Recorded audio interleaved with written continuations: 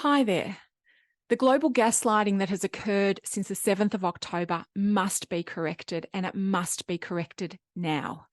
As a Jew and a human being, as a mother and as a lifelong social activist for minorities, all minorities, irrespective of colour, creed or religious observance, the time for misinformation, disinformation and delusion must end. Jews are indigenous to the tiny country, no bigger than New Jersey, that is called Israel. Israel has a right to exist. Israel has a right to defend its citizenry and its borders. Israelis have a right to not be woken up by terrorists and smoked out of their safe rooms and slaughtered in their beds. Israeli girls and women have a right to not be raped next to the corpses of their friends or massacred like lambs in the fields of a dance party that was only ever about championing love and peace. Israeli babies have a right to be born without being carved out of their mothers' wombs and murdered before they can take their first breath. And you know what? Palestinian mothers also deserve that. Any human being deserves that. But the IDF does not and never will perpetrate that type of inconceivable barbarism. The IDF forewarns the Palestinian people of an imminent incursion. Why? Because butchery and savagery is not who we are. It's not what we are. It never has been, and it never will be. The standard to which Israel is held has never in the history of the world been applied to any other country. Where is the woke brigade demonstrating on behalf of the young girls who've been raped? Where is the woke brigade demonstrating on behalf of the babies that have been kidnapped and beheaded in front of their parents? Where is the woke brigade calling for the elderly and the disabled to be returned to their homes and nursing homes?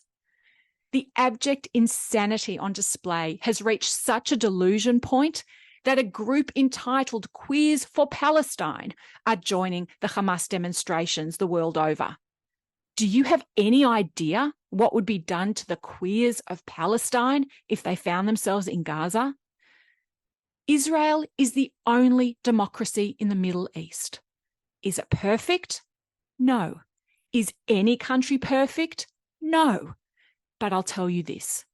When Israeli Arabs sit on the bench of the Supreme Court of Israel, when Israeli Arabs are some of the country's finest medical professionals working in harmony with their Jewish colleagues, when Israeli Arabs lead political parties in Israel, when 10 months of peaceful protests about judicial reform showed the world just how alive and well democracy in Israel is, then I think that those who decry Israel as being an apartheid regime need a very rudimentary lesson on what constitutes a democracy. Not all of you who listen to this is a mother, but all of you come from one.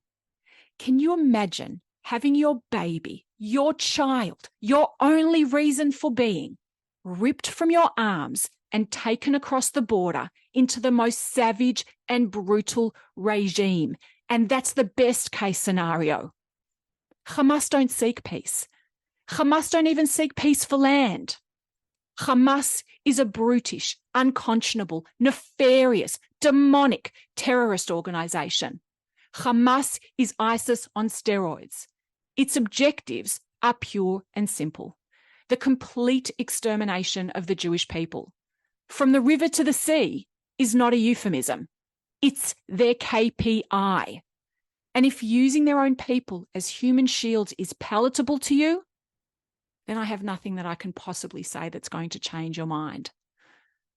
Palestinians deserve to be liberated, but not from Israel.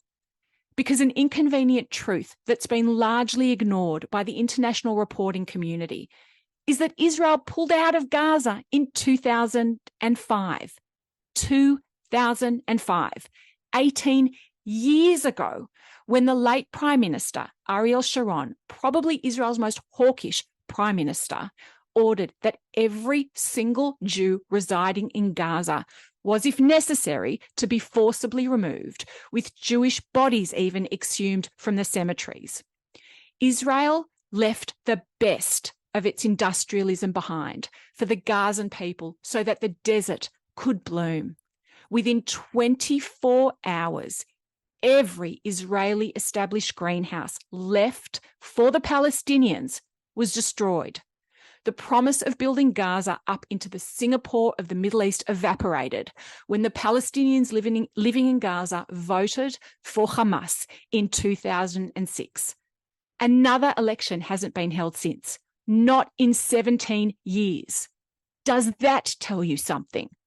Because if it doesn't, perhaps you might like to introspect for a moment and discern if your malice towards Jews is so systemic, so primal, so embedded in your nervous system that reason and logic and truth simply can't penetrate. Jews love peace. Jews seek peace. Jews love life. Hamas does not. Hamas wants to finish off Hitler's attempt to wipe the Jewish people from the face of the earth. That means any Jew. The Reform and Reconstructionist Jew, the Orthodox Jew, the atheist Jew, the anti-Zionist Jew, the Jews born in Arab countries, the Jewish doctors that have saved countless Palestinian women and children in Israeli hospitals. In the eyes of Hamas, we are not people. We are not human.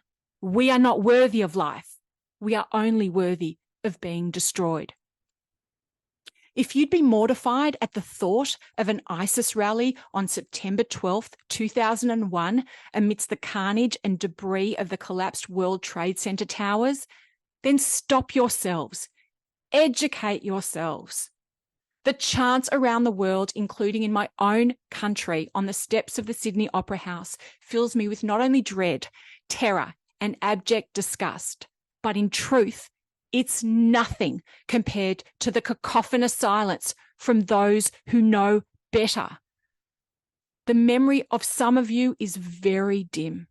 It was only 2 weeks ago that the most egregious forms of barbarism were perpetrated on innocent civilians in Israel, civilians of every nationality. It didn't take more than 2 minutes for the tide to turn against Israel, demanding proportionality and death to Jews. And this is before one Israeli boot was on the ground in Gaza. Well, that's not entirely true. There were more than 200 broken and bloodied and maimed and disfigured Israeli hostages in Gaza by then. The trauma of what Israel faced on the 7th of October and continues to face as loved ones are being buried and coroners are trying to give parents clarity with only the smallest amount of DNA remaining of their children, their mothers, their sons, their brothers, their grandfathers, their grandmothers is nothing short of a horror movie. Except it's not a movie. It's real life, and it's pure and unadulterated evil. I went to a rally today in Melbourne, Australia. No one chanted, "Gas the Palestinians." No one wished harm to come to one single Palestinian civilian. So what did we do at said rally? We sang songs of peace and begged for our children, our grandmothers, our infants, our toddlers, our disabled, our infirm, our Holocaust survivors who've been kidnapped into Gaza over 2 weeks ago to be brought home now. You want to boycott my show because I'm a truth teller? Be my guest. But this is not 1939, as much as it feels like it. And I, together with good people, Jews and non-Jews alike, across the world, will not be silent while my people are being annihilated, while many rejoice in glee, calling the horrors of the 7th of October exhilarating, while university campuses all over the United States and Europe are chanting for the destruction of Jews with complete impunity from university administrators. Thank you for your time. May God, the God of Jews, the God of Christians, and the God of Muslims, the same God. Bring them home now.